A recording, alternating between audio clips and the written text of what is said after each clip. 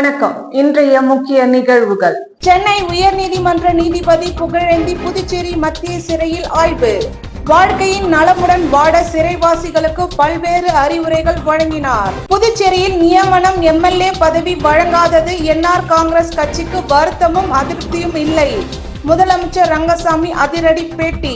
ஜவஹர் நகர், பாவாணர் நகரில் பல்வேறு வசதியுடன் அமைக்கப்பட்டுள்ள நகராட்சி பூங்கா துணைநிலை ஆளுநர் கைலாசநாதன், முதலமைச்சர் ரங்கசாமி ஆகியோர் பொதுமக்களின் பயன்பாட்டிற்கு திறந்து வைத்தனர். கல்வித்துறை வளாகத்தில் அமைக்கப்பட்டுள்ள வித்யா சமிஷா கேந்திரா மையம் திறந்து வைத்தார் துணைநிலை ஆளுநர் மற்றும் முதலமைச்சர். புதுச்சேரி மாநில பாஜக புதிய தலைவராக வி.பி. ராமலிங்கம் தேர்வு. பாஜக அகில இந்திய பொதுச் செயலாளர் தருண் சுக் முன்னிலையில் பதவியேற்பு. இனி விரிவான நிகழ்வுகள். சென்னை உயர்நீதிமன்றத்தின் நீதிபதி புகழேந்தி புதுச்சேரி மத்திய சிறையில் ஆய்வு செய்து சிறைவாசிகளுக்கு பல்வேறு அறிவுரைகளை வழங்கினார். சென்னை உயர்நீதிமன்றத்தின் நீதிபதி புகழேந்தி அவர்கள் புதுவை காலாப்பேட்டு மத்திய சிறையை ஆய்வு செய்தார். அவருடன் புதுவை தலைமை நீதிபதி ஆனந்தன் மற்றும் உறுப்பினர் செயலாளர் புதுச்சேரி மாநில சட்ட பணிகள் ஆணையம் அம்பிகா உடனிருந்தார்.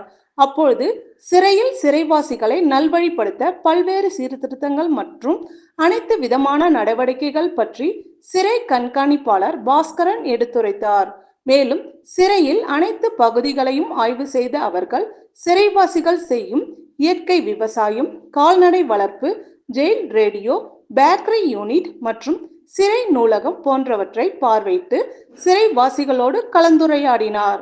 மேலும் சிறையில் ஏற்படுத்தப்பட்டுள்ள சீர்திருத்த நடவடிக்கைகள் ஆய்வு செய்து சிறைத்துறையை பாராட்டினார். மேலும் இச்சிறையானது சிறைவாசிகளை நல்வழிப்படுத்த பல்வேறு நடவடிக்கைகளை மேற்கொண்டுள்ளது. அவற்றை சிறைவாசிகளாகிய நீங்கள் முழுமையாக பயன்படுத்தி கொண்டு குற்ற உணர்விலிருந்து வெளிப்பட்டு நல்ல ஒரு மனிதனாக வெளியே செல்ல வேண்டும் என்றும், நீங்கள் செய்யும் குற்றங்களால் நீங்களும் உங்கள் குடும்பத்தாரும் பாதிக்கப்படுவது மட்டுமின்றி உங்களால் பாதிக்கப்பட்ட குடும்பமும் பெரு துயரத்தை அனுபவிக்கின்றனர். எனவே குற்ற செயலில் ஈடுபடாமல் நல்ல ஒரு மனிதனாக சமுதாயத்தில் இருக்க வேண்டும் என சிறைவாசிகளிடம் அறிவுறுத்தினார். மேலும் சிறைச்சாலையின் வெளியே உள்ள கழிவறைகளை புதிதாக கட்ட நடவடிக்கை எடுக்குமாறு சிறைத்துறையை அறிவுறுத்தினார். புதுச்சேரியில் நியமன எம்எல்ஏ பதவி வழங்காதது என்ஆர் காங்கிரஸ் கட்சிக்கு வருத்தமும் இல்லை, அதிருப்தியும் இல்லை என முதலமைச்சர் ரங்கசாமி பேட்டி. புதுச்சேரியில் 3 நியமன எம்எல்ஏக்களுக்கு பதிலாக புதியதாக 3 நியமன எம்எல்ஏக்கள் பாஜகவை சேர்ந்தவர்கள் சேர்க்கப்பட்டுள்ளனர். இதில் கூட்டணி கட்சியாக என்ஆர் காங்கிரசுக்கு ஒரு இடம் கூட வழங்கப்படவில்லை. இதனால் என்ஆர் காங்கிரசார் அதிருப்தியில் இருப்பதாக கூறப்படுகிறது. இது குறித்து முதலமைச்சர் ரங்கசாமியிடம் செய்தியாளர்கள் கேட்கும் பொழுது, நியமன எம்எல்ஏக்கள் பதவி வழங்காதது என்ஆர் காங்கிரஸ் கட்சிக்கு வருத்தம் இல்லை, அதிருப்தியும் இல்லை என்றும், பாஜக கட்சியை சேர்ந்த எம்எல்ஏக்கள் நீக்கப்பட்டார்கள், அவர்களே நியமிக்கப்பட்டுள்ளனர், இதில் எந்த வருத்தமும் இல்லை, அதிருப்தியும் இல்லை என்றும், வரும் தேர்தலை சந்திக்க அனைவரும் தயாராக இருக்கிறோம் என்று கூறினார். உழவர்கரை நகராட்சி மூலமாக ஸ்மார்ட் சிட்டி திட்டத்தின் கீழ் முடிக்கப்பட்ட நகர வளர்ச்சி திட்ட பணியில் ஜவஹர் நகர், நடேசன் நகர் பூங்காவை துணைநிலை ஆளுநர் கைலாசநாதன், முதலமைச்சர் ரங்கசாமி ஆகியோர் திறந்து வைத்தனர். புதுச்சேரி அரசு உள்ளாட்சி துறையின் உழவர்கரை நகராட்சி மூலம் ஸ்மார்ட் சிட்டி திட்டத்தின் கீழ் முடிக்கப்பட்ட நகர வளர்ச்சி திட்ட பணிகளில் ஜவஹர் நகர், நடேசன் நகர் பூங்காவில் நடைபெற்றது. இந்நிகழ்ச்சியில் துணைநிலை ஆளுநர் கைலாசநாதன், முதலமைச்சர் ரங்கசாமி ஆகியோர் பூங்காவை மக்களின் பயன்பாட்டிற்கு அர்ப்பணித்தனர். பூங்காவில் அமைக்கப்பட்டு இருந்த உடற்பயிற்சி கருவிகளை துணைநிலை ஆளுநர் பார்வையிட்டார். இதில் சட்டப்பேரவை தலைவர் செல்வம், சட்டமன்ற உறுப்பினர் சிவசங்கரன், வைத்தியநாதன், செயலாளர் கேசவன், உள்ளாட்சித்துறை இயக்குனர் சக்திவேல், உளவுத்துறை நகராட்சி ஆணையர் சுரேஷ் ராஜன் ஆகியோர் உடன் இருந்தனர். புதுச்சேரியில் மாநில அளவில் நடைபெற்ற கைப்பந்து போட்டியில் வெற்றி பெற்ற அணிக்கு சட்டப்பேரவை செல்வம் சுழல் கோப்பை வழங்கி பாராட்டினார். பாண்டிச்சேரி வாலிபால் சங்கம் சார்பில் மாநில அளவிலான கைப்பந்து போட்டி நடைபெற்றது. இதில் ஆண்கள் பிரிவில் 31 அணியும், பெண்கள் பிரிவில் 8 அணியும் தங்களுடைய திறமையை வெளிப்படுத்தி விளையாடினர்.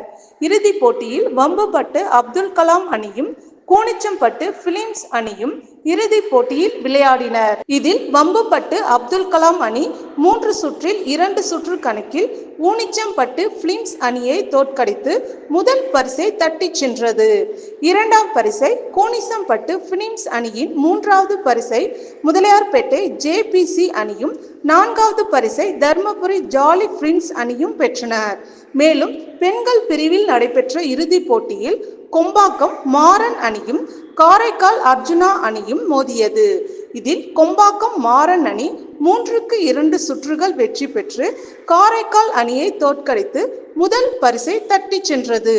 2ஆம் பரிசு காரைக்கால் அர்ஜுனா அணியும், 3வது பரிசு தட்டாஞ்சாவடி வாசுதேவன் அணியும், 4வது பரிசு முத்தியால்பேட்டை டாக்டர் சூரியமூர்த்தி அணியும் பெற்று இதில் வெற்றி பெற்ற அணிகளுக்கு சிறப்பு அழைப்பாளராக கலந்து கொண்ட புதுச்சேரி வாலிபால் சங்க தலைவரும் சட்டப்பேரவை தலைவருமான செல்வம், சட்டமன்ற உறுப்பினர் அனிபால் கெனடி ஆகியோர் கலந்து கொண்டு வெற்றி பெற்ற அணிகளுக்கு சுழல் கோப்பையை பரிசுகளாக வழங்கி பாராட்டினர். இந்த நிகழ்ச்சியில் புதுச்சேரி வாலிபால் சங்க நிர்வாகிகள், விளையாட்டு வீரர்கள் திரளாக கலந்து கொண்டனர்.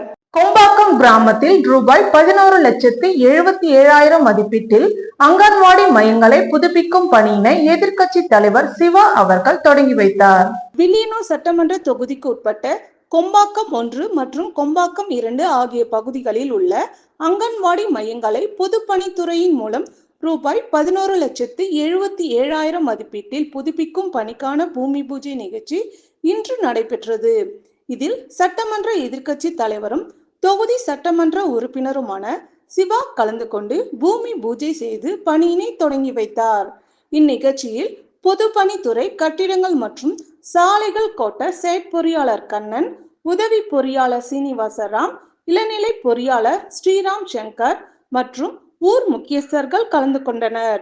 மேலும் திமுக நிர்வாகிகள், தொகுதி செயலாளர் மணிகண்டன், பொதுக்குழு உறுப்பினர் செல்வநாதன், அவை தலைவர் ஜலால், வர்த்தக அணி அமைப்பாளர் ரமணன், சிறுபான்மை பிரிவு அமைப்பாளர் ஹலித், தோமுக தலைவர் அங்காளன், ஆதிதிராவிடர் அணி துணை அமைப்பாளர் காளி, ஆதிதிராவிடர் அணி துணை தலைவர் கதிரவன், இலக்கிய அணி துணை அமைப்பாளர் கலிமுல்லா, தொகுதி துணை அமைப்பாளர் ஹரிகிருஷ்ணன், தொகுதி செயற்குழு உறுப்பினர் சுப்பிரமணியன், மில்ட்ரி முருகன், முருகேசன், முத்து, பாலகுரு, அருள்மணி, ராமஜெயம், ராஜேந்திரன், ஜீவா, அபிமன்யு உள்ளிட்டோர் கலந்து கொண்டனர்.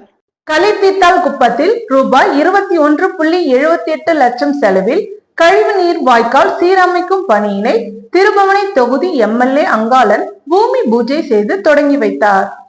புதுச்சேரி ஆதிதிராவிடர் மற்றும் பழங்குடியினர் நலத்துறை மற்றும் ஆதிதிராவிடர் வரநிலை மேம்பாட்டு கழகத்தின் சார்பில் திருபுவனை தொகுதிக்கு உட்பட்ட களித்தீத்தால் குப்பம் காலனி DBG நகர் பகுதியில் ரூபாய் 21.78 லட்சம் செலவில் கழிவுநீர் வாய்க்கால் சீரமைக்கும் பணிக்கான பூமி பூஜை விழா நடந்தது. விழாவிற்கு தொகுதி MLA அங்காளன் தலைமையேற்று பூமி பூஜை செய்து பணியினை தொடங்கி வைத்தார். நிகழ்ச்சிக்கு ஆதி திராவிட நலத்துறை இயக்குனர் இளங்கோவன், செயற்பொறியாளர் பக்தவாச்சலம், இளநிலை பொறியாளர் முரளி ஆகியோர் முன்னிலை வகித்தனர். மண்ணாடிப்பட்டு கொம்யூன் பஞ்சாயத்து ஆணையர் எழில்ராஜா, உதவி பொறியாளர் மல்லிகார்ஜுனா, இளநிலை பொறியாளர் பாஸ்கர், ஒப்பந்ததாரர் ராமையன் மற்றும் கிராம முக்கியஸ்தர்கள், பொதுமக்கள், MLA-வின் ஆதரவாளர்கள் உட்பட ஏராளமானோர் கலந்து கொண்டனர். நிகழ்வுகள் தொடர்கின்றனர். புதுச்சேரி பாஜக தலைவராக தேர்வு செய்யப்பட்டுள்ள VP ராமலிங்கம் இன்று பாஜக அகில இந்திய பொதுச் செயலாளர் தருண் சுக் முன்னிலையில் பதவி ஏற்றுக்கொண்டார். புதுச்சேரி காங்கிரஸ் கட்சியின் சபாநாயகராக இருந்த VP சிவக்கொழுந்துவின் சகோதரனான VP ராமலிங்கம் 22/3/1962 பிறந்தார். இவர் 2019 இருந்து பாஜக உறுப்பினராக இருந்து வருகிறார். அதன் பிறகு நடைபெற்ற சட்டமன்ற தேர்தலில் பாஜகவில் வெற்றிகரமாக பணியாற்றி இவருக்கு 2021 மே 11 நியமன சட்டமன்ற உறுப்பினராக தேர்வு செய்யப்பட்டார். அதன் பிறகு கடந்த 4 ஆண்டுகளுக்கு மேலாக நியமன சட்டமன்ற உறுப்பினராக பணியாற்றிய அவர் கடந்த 27 பாஜக தலைமையில் அறிவுறுத்தலின்படி தனது பதவியை ராஜினாமா செய்தார். இந்நிலையில் தலைவராக இருந்த செல்வ கணபதியின் பதவிக்காலம் முடிந்த நிலையில் புதிய தலைவராக வேட்புமனு தாக்கல் நேற்று புதுச்சேரி பாஜக தலைமை அலுவலகத்தில் நடைபெற்றது. இதில் வி.பி. ராமலிங்கம் மட்டுமே தலைவர் பதவிக்கான வேட்புமனு தாக்கல் செய்தார். வேறு யாரும் வேட்புமனு தாக்கல் செய்யாததால் வி.பி. ராமலிங்கம் புதிய தலைவராக ஒருமனதாக தேர்வு செய்யப்பட்டார். புதுச்சேரி மரப்பாலத்தில் நடைபெற்ற பதவியேற்பு விழாவில் பாஜக அகில இந்திய பொதுச் செயலாளர் தருண்சுக் முன்னிலையில் வி.பி. ராமலிங்கம் புதுச்சேரி மாநில பாஜக புதிய தலைவராக பொறுப்பேற்றுக் கொண்டார். பின்னர் தலைவருக்கான கடிதத்தை வழங்கினார்.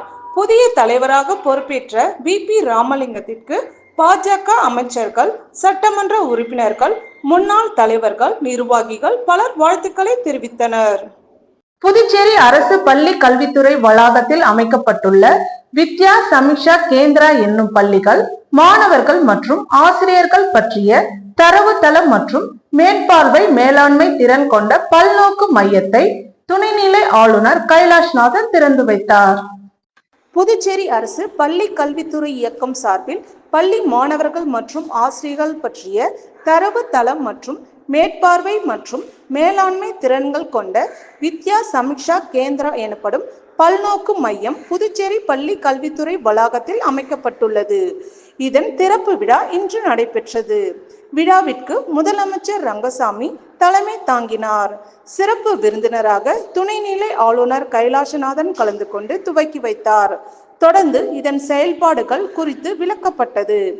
விழாவில் சட்டப்பேரவை தலைவர் செல்வம், கல்வித்துறை அமைச்சர் நமச்சிவாயம், பள்ளி கல்வித்துறை இயக்குனர் பிரியதர்ஷினி, சமக்ரா சிக்ஷா மாநில திட்ட இயக்குனர் எழில் கல்பனா உள்ளிட்ட அதிகாரிகள் பலர் கலந்து கொண்டனர். வித்யா சமிக்ஷா கேந்திரா என்பது தேசிய கல்விக் கொள்கை 2020 அடிப்படையாக உருவாக்கப்பட்டு மையப்படுத்தப்பட்ட தரவுத்தள கண்காணிப்பு மற்றும் பகுப்பாய்வு தளமாகும்.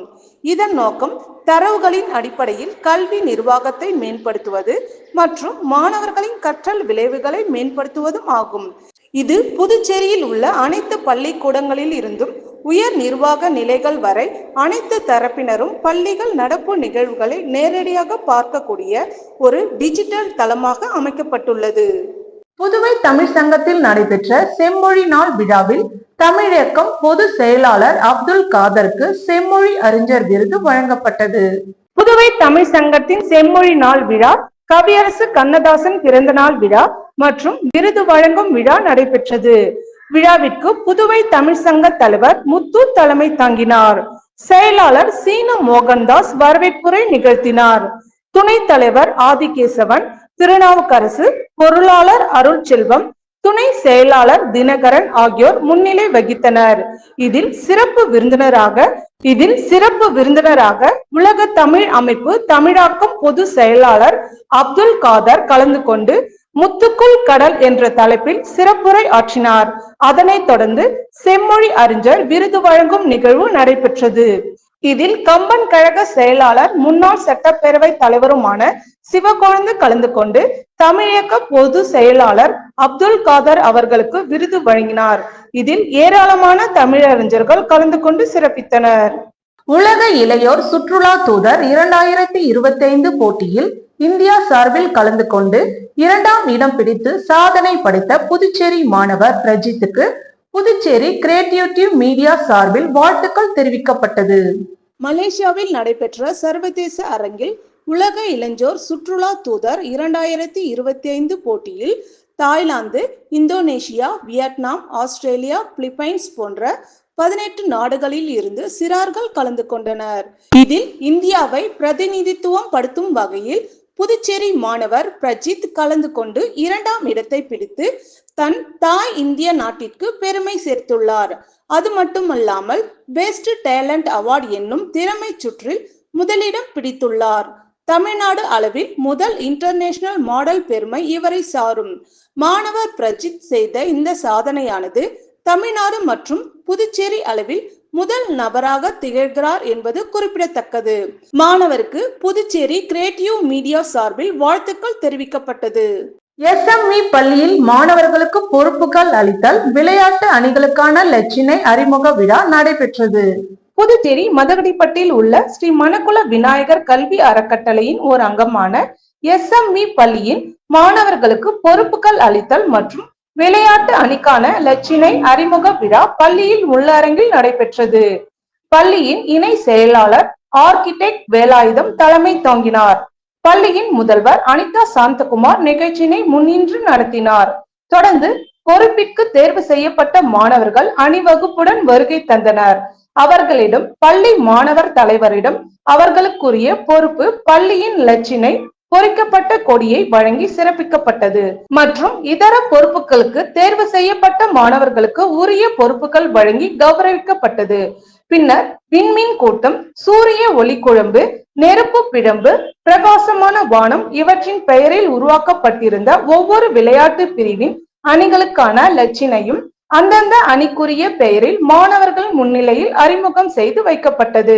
மேலும் ஒவ்வொரு அணியும் ஒருங்கிணைந்து உறுதிமொழி எடுத்துக்கொண்டனர். ஒவ்வொரு வகுப்பிற்கும் தேர்ந்தெடுக்கப்பட்ட மாணவர் தலைவர்களின் அறிமுகம் மற்றும் அவர்களுக்கான அடையாள பதக்கம் அணிவிக்கப்பட்டனர்.